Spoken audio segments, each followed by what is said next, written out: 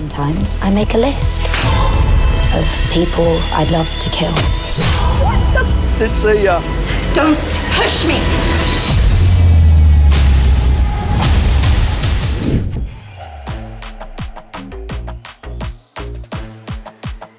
Well, depending on the shot and the angle, it's different things. So sometimes it's the handle of the knife that has no blade or anything attached, and you're, actually touching a person with the handle, and they'll, CGI it all in later.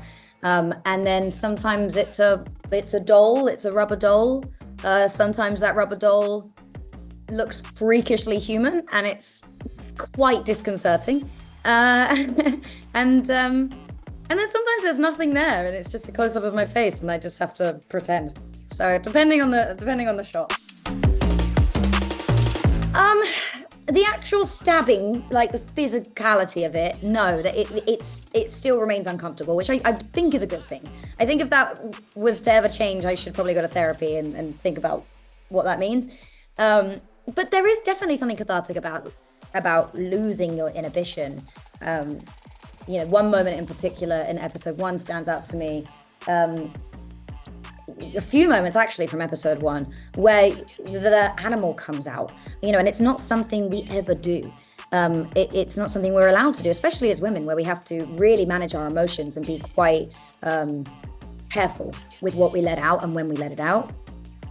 To be encouraged to just scream, to just explode. I had no idea what that. I didn't practice it. I didn't know what was going to come out. I didn't know how it was going to go. And you really have to shed, obviously, just so much years and years and years of conditioning and self-consciousness and embarrassment. Just do it. And that part, by the end of it, I was like, whew, I don't need to go to therapy ever again. That was great. It was everything I ever needed.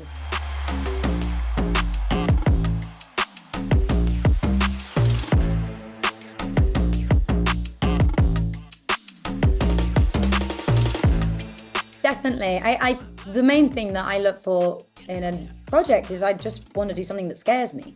And usually that takes form in something that I haven't done before. If there's a project or a show that I feel was similar to something I've done before, I feel like I could do that easily. And, and sometimes sometimes there's new challenges that come with a familiar role or a familiar character. The director might be someone fantastic that you really want to learn from, or there's other things that come into play in making that decision. I think for me, if my point A and my point B can feel so opposite, so far apart, that's exciting to me. I don't know why. For some reason, it's something that, because I think that's what life is. It's like each event does change you in different ways, and if I can show that in the costume and the hair and makeup and the physicality of the role, and even maybe her voice or her accent, it's a fun new challenge for me.